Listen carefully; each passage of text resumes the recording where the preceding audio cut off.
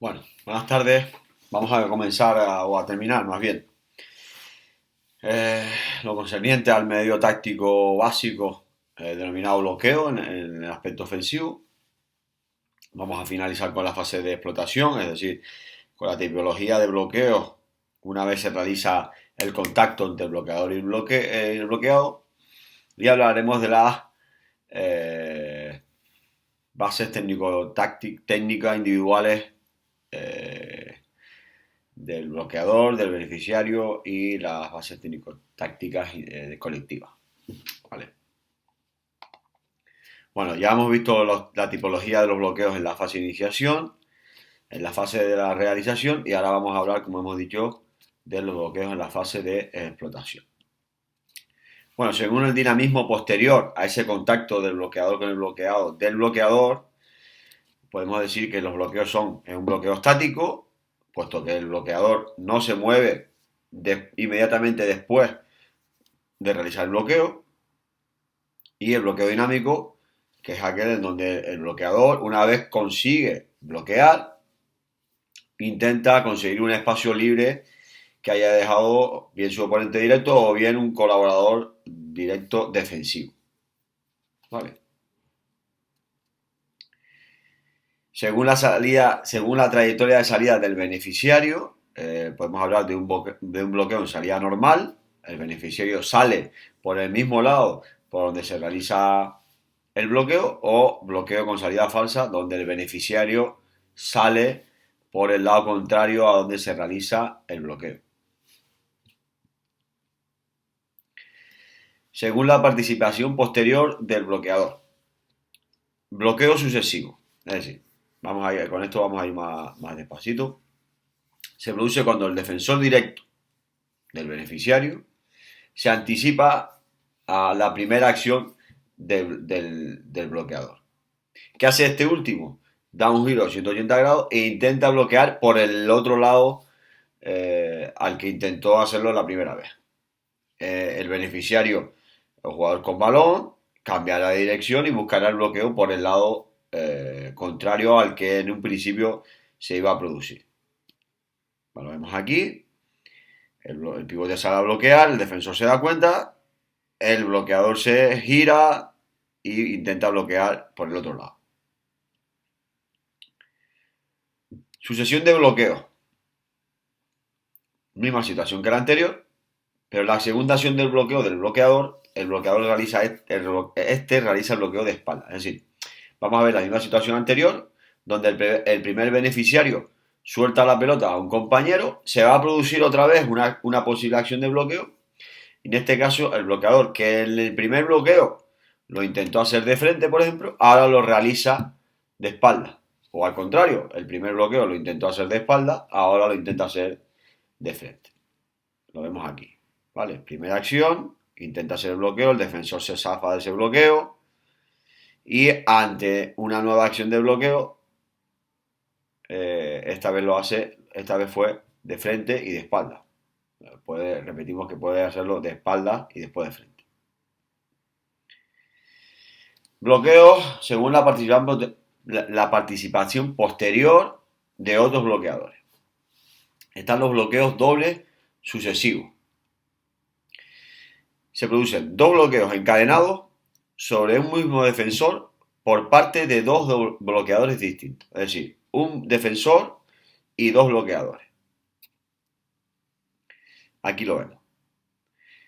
Vemos la misma situación que estábamos viendo antes. El defensor se sale del bloqueo y ante esas defensas casi en proximidad de ese defensor, otro compañero, en este caso el central, va a realizar el bloqueo para ayudar al lateral izquierdo. Doble bloqueo sucesivo. En este caso son dos bloqueadores y dos defensores. O sea, se produce dos bloqueos sucesivos por parte de dos bloqueadores a dos defensores situados en puestos colindantes. Vamos a verlo aquí.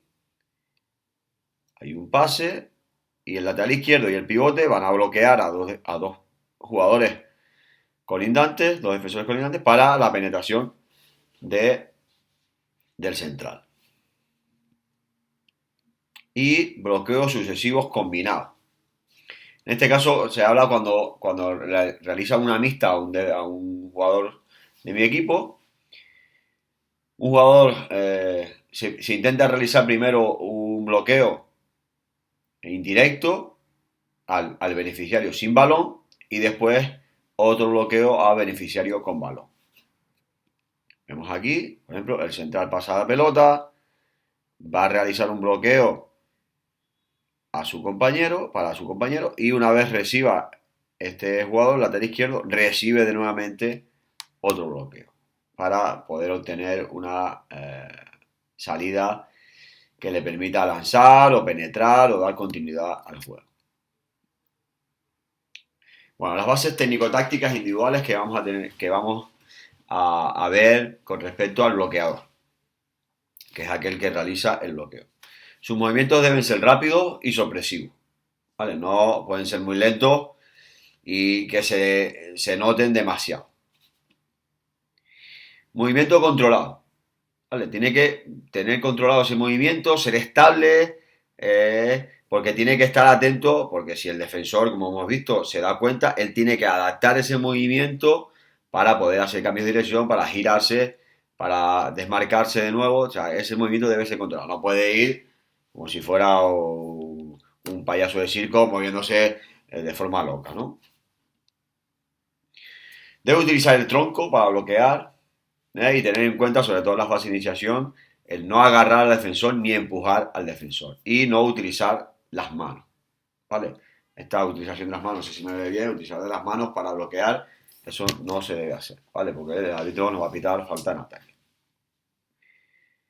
Y una posición estable durante el bloqueo. O sea, cuando el defensor choca conmigo, yo me tengo que estar estable. O sea, no me puede desplazar, tiene que intentar que a mí no me desplace y que él choque, digamos, contra un muro, ¿vale? Las bases técnico-tácticas individuales del beneficiario.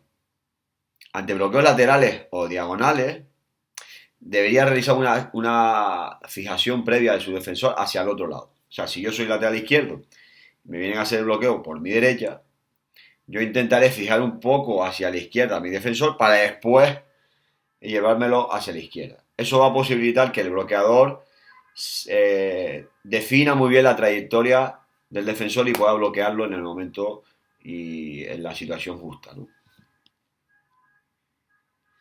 Como hemos hablado, debe fijar correctamente a su oponente, debe intentar que esté pendiente de él, y moverlo a su antojo. Debe realizar trayectorias cercanas al bloqueo, o sea, no puede ser que el pivote sé que me va a bloquear por la derecha y yo me aleje de él, tendré que acercarme un poco para que el defensor, para que el bloqueador defina, como hemos hablado antes, la trayectoria del defensor y pueda cortarla. Si me alejo del bloqueador, está claro que eso va a ser prácticamente imposible. Y debe tener calidad táctica para decidir correctamente después del bloqueo. O sea, hemos visto que después del bloqueo puede lanzar, puede penetrar, eh, puede dar continuidad al juego a un compañero colindante o incluso jugar nuevamente con el pivote. Bueno, tenemos que trabajar esa toma de decisiones posteriores al bloqueo. Y en cuanto a las bases técnico-tácticas colectivas, tenemos que tener en cuenta que el medio táctico del bloqueo debe tener un factor sorpresa. Si no lo hacemos por sorpresa, si lo realizamos con tanta antelación y el defensor o los defensores se dan cuenta de lo que vamos a pretender hacer, está claro que no va a resultar eficaz, ¿no? Porque los defensores tienen esos mecanismos para contrarrestar el bloqueo. Entonces tenemos que intentar siempre que sea un factor sorpresa, ¿vale? Y tenemos que hacer hincapié en que todas las intervenciones, tanto del bloqueador, de los bloqueadores y de los beneficiarios, se produzcan en el momento oportuno, que coordinen todos esos movimientos. Digamos que debemos trabajar los momentos del bloqueo, ¿vale? Y coordinar esa salida del beneficiario, esa llegada del bloqueador. Debemos hacerlo todo de manera coordinada para que todo se produzca en el momento oportuno y posibilite que la acción de bloqueo sea eficaz. Bueno, pues hasta aquí los medios tácticos básicos ofensivos. Esta tarde, os prometo, o esta noche, no les prometo la hora, pero empezaremos con los medios tácticos defensivos para empezar cuanto antes con los sistemas de juego tanto defensivos como ofensivos.